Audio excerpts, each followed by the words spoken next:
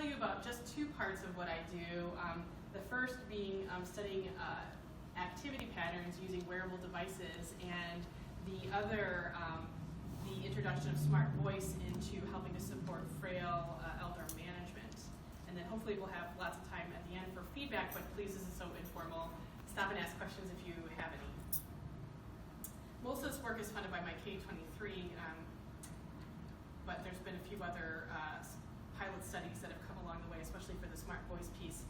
And there's an teeny tiny bit of intellectual property associated with the smart speaker skill that we created. So accelerometry and frailty. Frailty is a really important marker in our clinical practice in geriatrics. We've set up a clinic in 2011 to specifically assess frailty. It helps us identify older adults who are much more susceptible to disability, mobility disability, and mortality, especially when they're faced with some kind of a stressor like a surgery or procedure. To identify frail elders, we use a number of clinical factors that are listed there: low activity, slow gait speed, weak grip strength that we assess using a dynamometer, exhaustion, some unintentional weight loss. And I can tell you firsthand, after doing that, having done this for 11 years or 8 years or so, I should say, it's not particularly easy to do this in patients routinely. So my question over the last few years has been, how can we use accelerometry to assess frailty and predict frailty-related outcomes from free living environment data before the patient ever arrives to our clinical practice? So what is accelerometry exactly, and why would a geriatrician of all people be interested in them? Accelerometers are instruments that collect acceleration data. They're often embedded in wearable devices. They're in your cell phones and in your Fitbits. They are continuously collecting acceleration data, and the electrical signals actually are pretty frequent. We might have upwards of 100 points per second that are collected. So it's really high resolution data. Most protocols asking folks to wear these wearables for 7 days. And it's worn in the free living environment. So for me as a geriatrician who's very interested in maintaining independence and mobility, this is like a gold mine of data. So this is an example of an accelerometer output. The electrical signals that are measured at such high frequency are translated into less frequent data points, and the data points are in a unitless measure that we call a count. The counts correspond to intensity of activity. So you can see on the left-hand side, the counts are listed, and then along the bottom is time. This is a single day of wear for one of our local data participants or study participants, and then each spike corresponds to one count. That high-resolution electrical signal really can't be estimated more frequently than about 1 second, 1 count per second. This is in 1 count per minute data, which is the typical frequency that we study in the literature. That said, raw data, raw electrical signal data can be extracted from these devices, and people are starting to analyze that in more detail.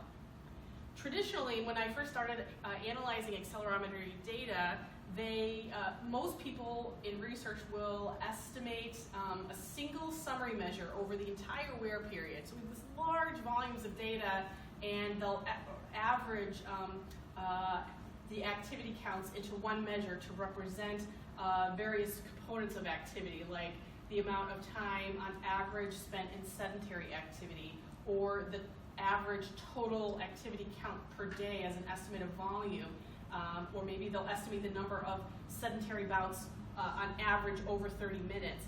So you can see already that we're losing a lot of granular data by summarizing that, but yet that's how we most studied it prior to that.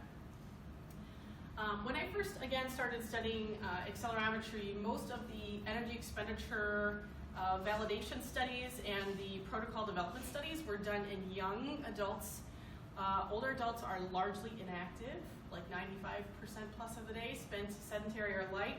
So I wasn't particularly convinced that accelerometry were going to be able to differentiate health a great deal, because there wasn't a lot of activity variance. So I spent the first few years of my K-23 relating accelerometry summary measures to a variety of important older adult health outcomes, ranging from sort of my frailty, clinical frailty measures, all the way to sort of disability and even some biomarkers. And found that they were statistically related or correlated, at least in cross-section.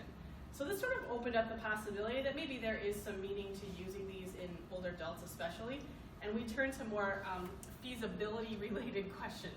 The first one being, are we really going to get adequate data from our older adults with these 7-day protocols? So this was a study that we did looking at the valid wear days of hip accelerometer wear in the NHANES data set. They use a 7-day protocol, and you can see, unfortunately, among older adults that the number of valid days quickly drops off after the first few, and so by the time we got to 7 days, which would be the gold standard for sort of physical activity measurement, less than half of the older adults actually were the whole time. And that's, we sort of hung our heads and said, okay, well maybe this isn't going to be as feasible in clinical practice as we might have once hoped, unless we can get something meaningful out of the first couple of days of wear. And so our next sort of analysis using that same data set was to compare summary measures of activity that were calculated over 7 days of wear and relating that to estimates that were calculated over 2 days or 3 days.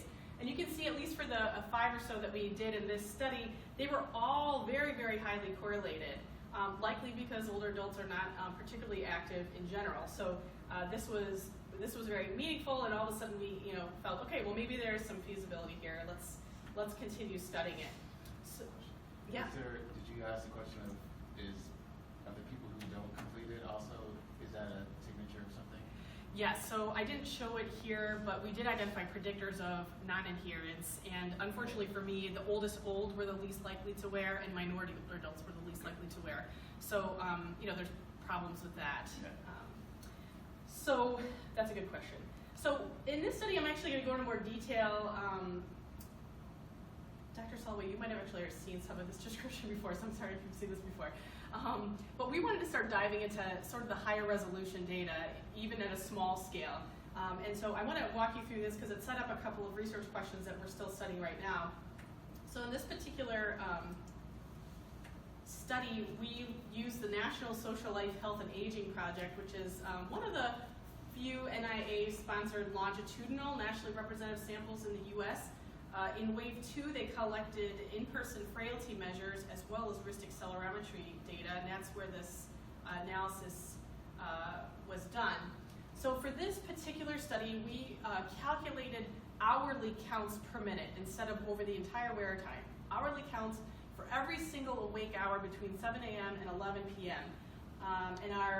We used that data in a mixed effects linear regression model where the log hourly counts per minute was the outcome, and we were determining whether frailty, a variety of covariates, were predictors of that.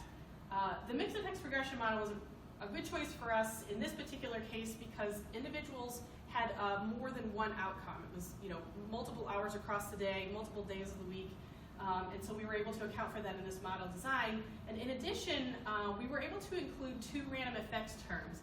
One that estimated the residual between individual activity variance that was not yet explained by the model, and the second estimating the residual activity variance within a subject across days of week that was unexplained by the model. And that ended up being a really important finding. We then replaced our hour of day factor variable in the model with a penalized spline, which allowed us to plot the daily hourly activity trajectories by subgroups, and I'll show you that as well. Megan? Yes. Why log? Because they were not normally distributed, the activity counts. Okay. But,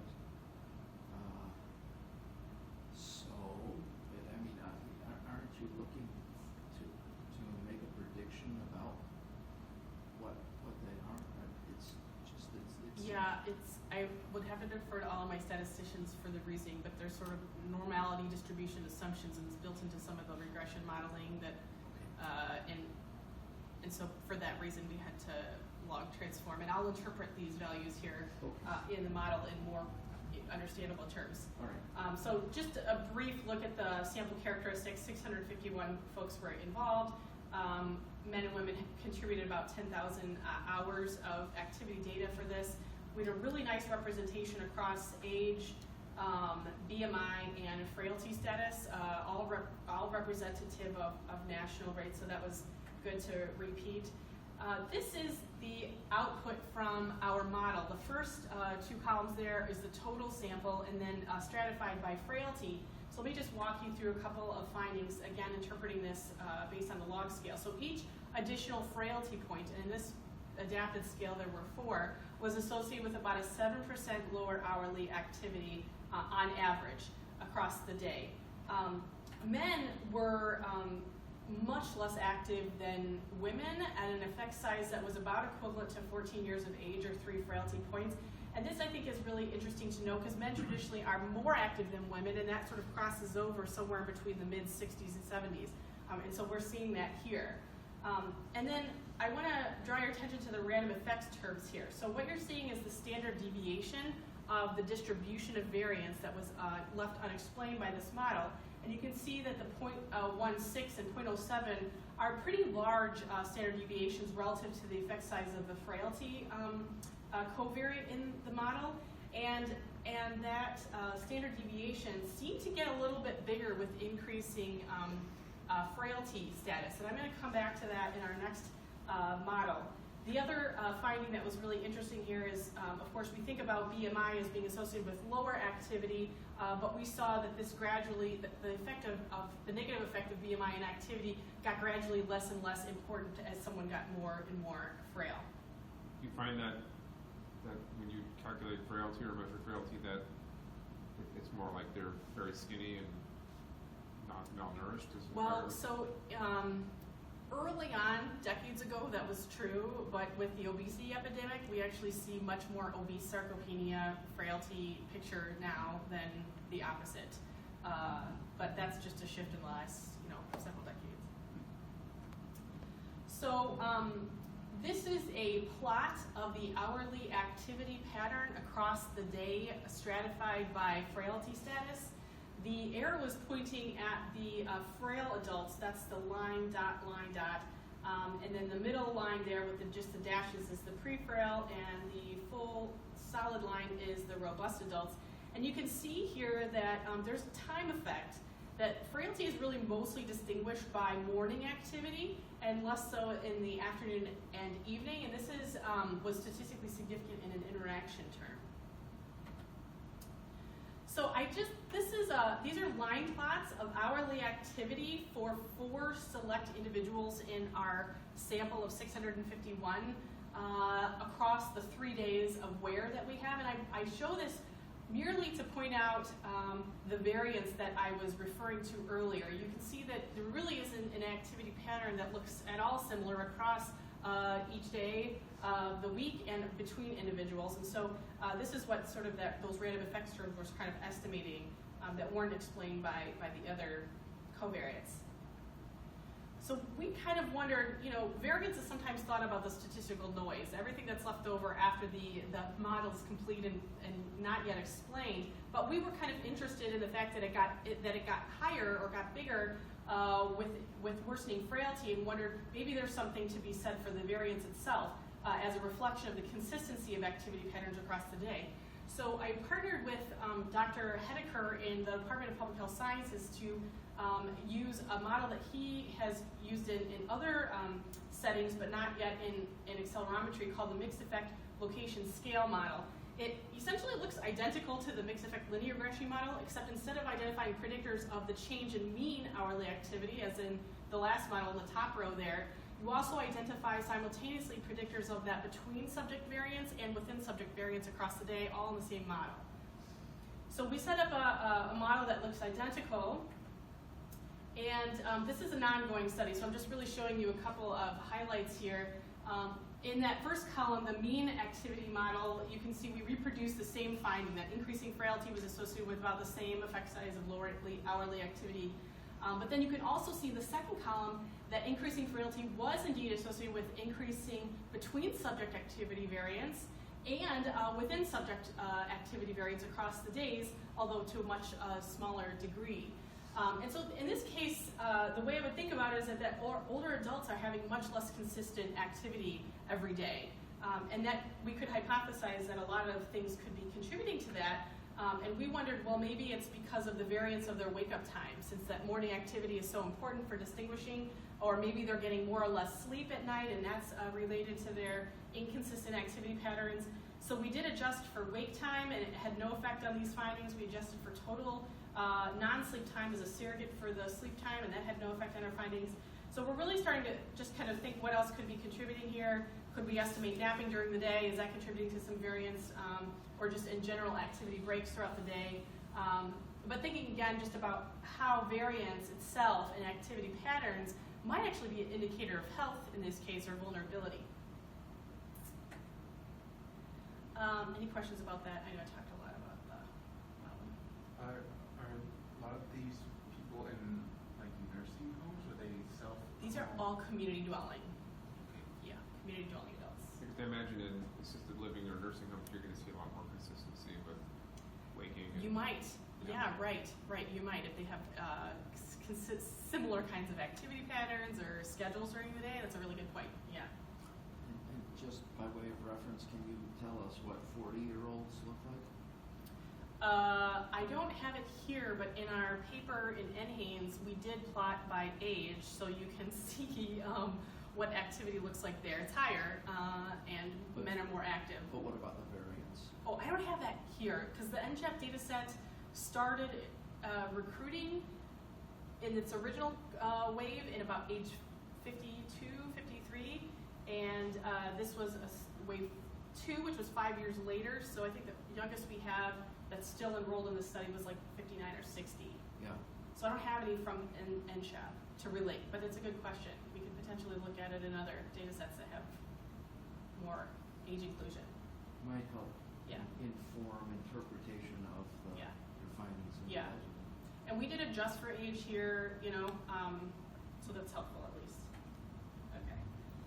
So really just to kind of spark interest, a lot of people are starting to look at higher level, higher resolution accelerometry data now. And some examples are included here. There's some people looking at little tiny, what they call wavelets of activity pattern to detect acute falls. People are employing functional data analysis to predict curves of the data across the day. There are colleagues of mine who are able to identify sustained harmonics in the walking and actually estimate gait speed from that. And of course, machine learning is happening all over, except for in my world. Anybody knows how to do that, come help me. So there's lots of opportunities, I think, for innovation, and this is just a little image I'll leave you before we move on to Smart Voice. This is me walking with an accelerometer on my thigh, doing an 8-foot walk, and you can kind of see there's big kind of ups and downs waves there. I have a pointer to point this out. But you can clearly see, if done with a protocol of standing still and then walking, you could really maybe even estimate these kinds of performance tests in the home. The output on the left is me completing a 5-repeated chair stance test, which is something else we do in the clinical setting, and it is very easily identifiable on the output. So great potential here, I think, for the application in older adult assessment in particular, but a lot we have left to do.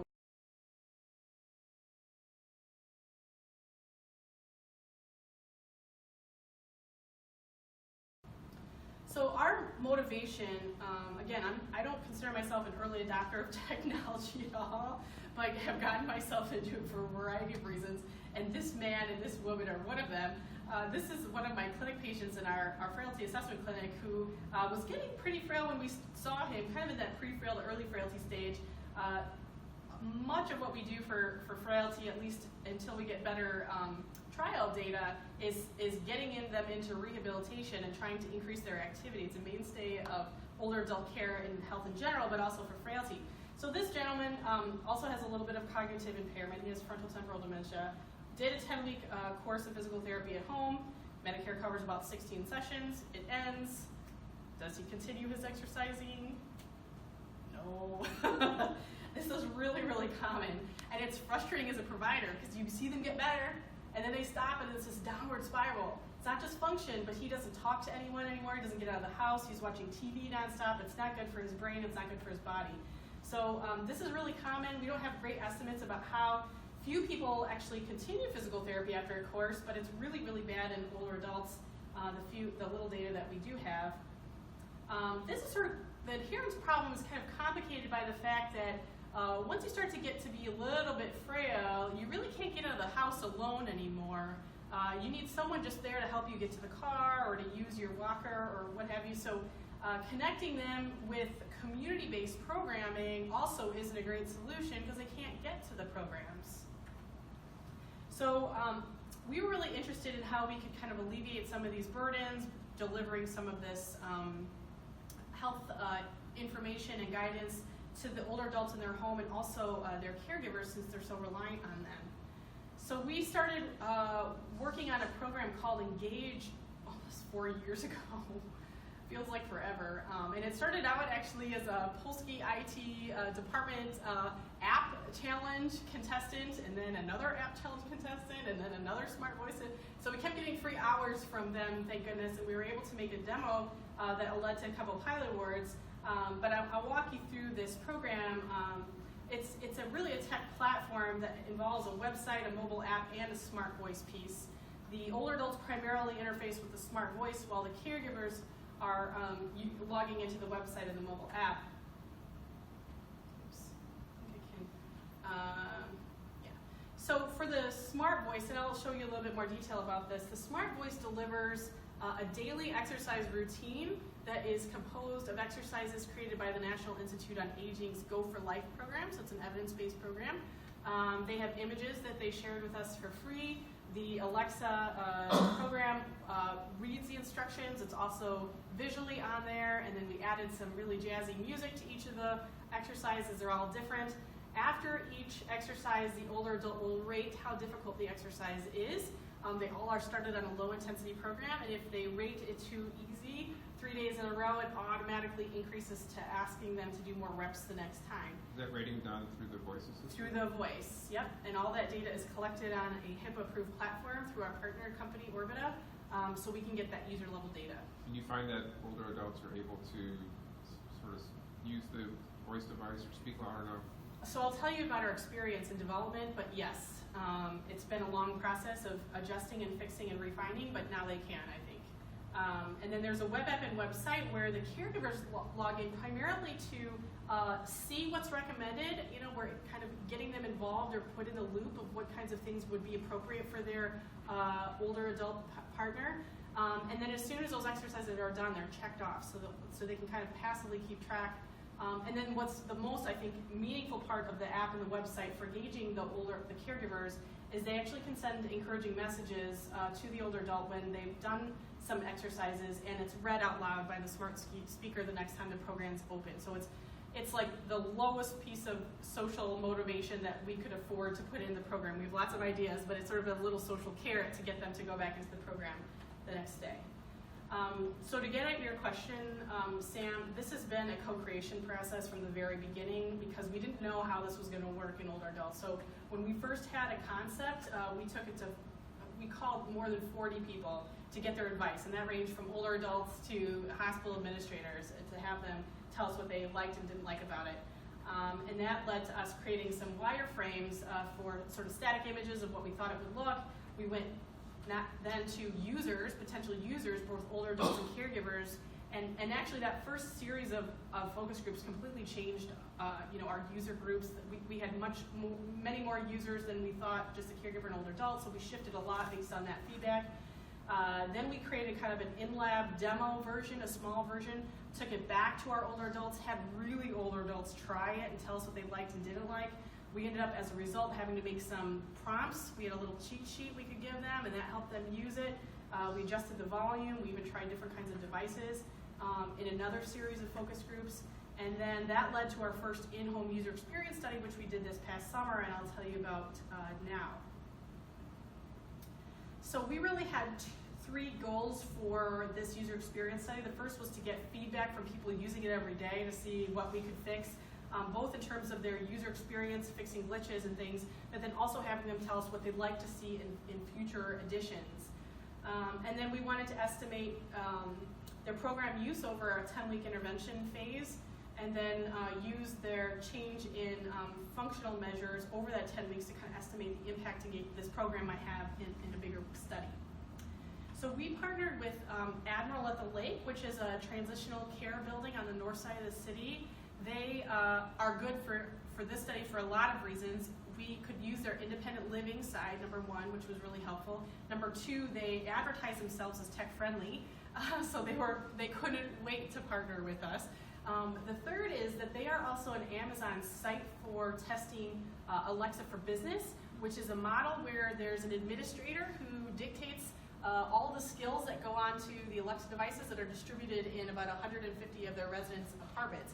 So the residents aren't required to do anything online. It's an administrator taking care of all of that nitty-gritty for them. So they're just there using the skills that the administrator finds for them. So everyone that we enrolled was already had 100% Wi-Fi access, and we're very comfortable with Alexa devices already. Not that is the target group ultimately, but we needed to just get it in the homes and get it working and troubleshoot some of our bugs. So to be eligible, they had to be 65 or older. They had to be able to read a 14-point font from a 2-foot distance. They had to have access to Wi-Fi and data. They couldn't be severely demented or even moderately demented. Actually, we had to exclude somebody for that. And they could have some contraindications to activity. Our caregivers, we use as a very loose term. It really could be anyone that had contact with the older adult and cared about what they were doing, whether they were helping with appointments or just checking on how they were doing, if they had questions about medication or making sure they got groceries. Any form of care was okay, and I'll show you in a minute that ended up recruiting a really wide variety of folks. So our timeline was, we used the first 2 weeks of the 14-week study to do a series of presentations to get people ready for this and to aid in sort of building rapport before we consented anyone. And then once we consented, we went and did on-site setup for everyone. And we established anonymous Amazon accounts, anonymous Gmail accounts, and anonymous Orbit accounts. So there was lots of setup involved in this, which was not easy. Then they had 2 weeks of a run-in phase where they were encouraged to use every function and tell us where they ran into glitches, and we would submit them to our partner for programming fixes. And then after that, we did a kickoff meeting and started a 10-week intervention phase where we did some periodic phone calls and had a 100-number hotline for questions, and then we did follow-up data collection after that. So older adults all received the Amazon Alexa Show. That's the speaker that's got the screen on it. This is actually the older model. The newer model has the screen on the side, so or the speaker on the side, so it just looks like a little mini TV without the speaker showing at the bottom. We also gave folks the Fire tablet, which is also an Alexa device that has Alexa built in on it, but it functions like a tablet. And we didn't think that people were going to use that, but as it turns out, they really liked it. Then caregivers all got a Fire tablet, and then those devices served as their payment.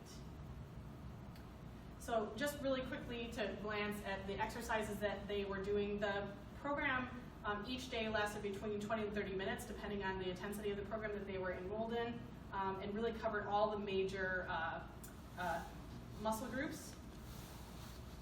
The goal for the caregivers, the intervention for the caregivers, was that we really wanted them to access their older adult profile at will, and whenever prompted and whenever they felt so obligated, to send encouraging messages to the older adults. They also would receive daily summary emails of adherence, which included the number of exercises their older adult pair completed, the number that they rated too difficult, and the number that weren't completed. So a little bit about our older adults. We had a really nice spread of age. The youngest was 69, but we had 4 people who were 84. So pretty generously older group. Most of them were women, not too many minorities. Most of them are college educated and had a substantial level of income, but not everyone. So this group did not really mirror the University of Chicago patient catchment area, but we're a good place to start. This is just a little bit about their baseline tech use, and really just to highlight that almost all of them already were really comfortable using a computer and using the internet, and as well as Alexa devices. So that wasn't so much a barrier that we had to overcome. The caregivers really were unique. I kind of expected more children would be enrolled. We only got 3 children. We had 3 friends. Many of them were off-site and on other parts of the city. We had 2 staff and 1 spouse that was enrolled. The spouse and the older adult, we allowed, even though they lived together, they were both wheelchair-bound MS patients. We had to adapt the whole program to just for them. But they really were the only 2 that were involved in each other's life, so we allowed that. So just a couple highlights from our study. We were able to fix about 27 programming glitches in the first 2 weeks, and that really streamlined the user experience right off the bat. And then in terms of our 10-week intervention study, on average, our older adults did the routine more than 3 times a week.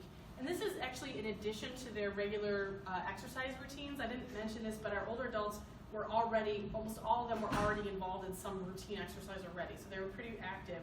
So they did this in addition to.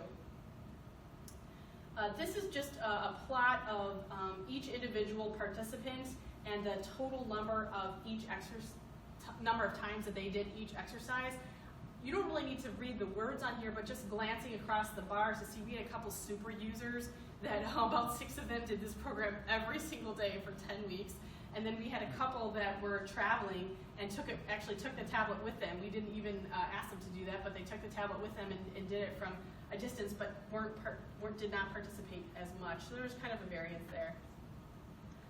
And then in terms of estimating impact, again, we weren't powered for any of the art outcomes, but I will point out that most people improved on all of the measures with the exception of the semi-tandem balance, and that's because they were perfect at the beginning of the project.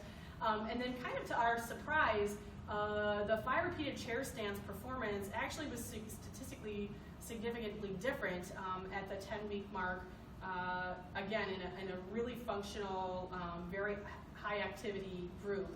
Did that correlate with the super users versus the... So I haven't looked at whether or not that's being driven by those super users or not. Just haven't gotten that far, but I definitely could subset that out. And then also we'll point out, while it wasn't statistically significant, in this small sample size, the grip strength also got clinically better. It's 26.3 kilograms to 27.6 kilograms, with 70% of people improving on that. So I was actually really happy, and remember too that 5 repeated chair stands I forgot to mention, that's out of our 9 older adults because one of them was wheelchair bound and couldn't do it anyway. So, really small numbers seeing changes. I was actually pretty surprised by this. So we then did a whole host of focus groups at the end to talk about some perceived benefits that we're still in the process of analyzing. I'll just point out a couple that I thought were really touching. One of the exercise instructions for the grip strength tennis ball grip is, you're going to be able to open your pickle jar more easily. And she literally had an experience in which she could open a pickle jar more easily, so it was really fun.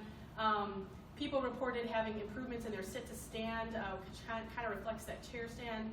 The gentleman who was in the wheelchair was probably the most meaningful participant.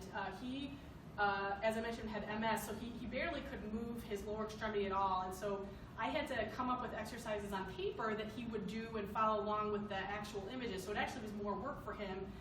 But he lost tons of weight this summer. He was able to do a chair lift when he couldn't do that before, and he had better sleep at night because he was doing these leg stretches and potential leg lifts, so he wasn't getting leg twitching at night.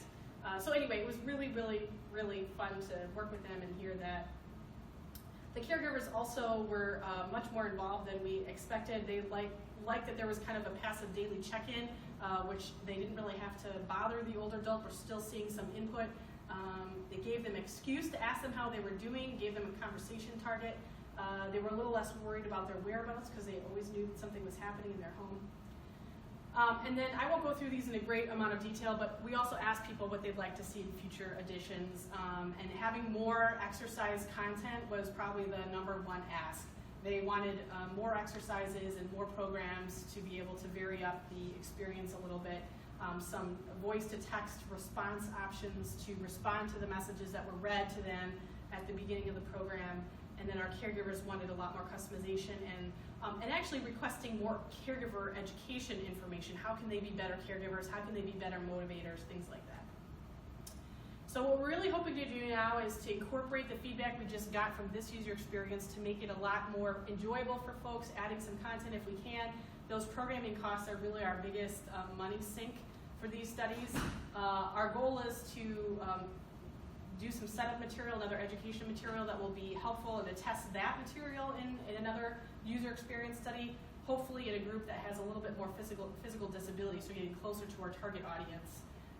We obviously constantly are thinking about a sustainability plan and how we're going to get this to people for low cost, and maybe expanding some features and maybe building more skills in the future. So that is all that I have for today.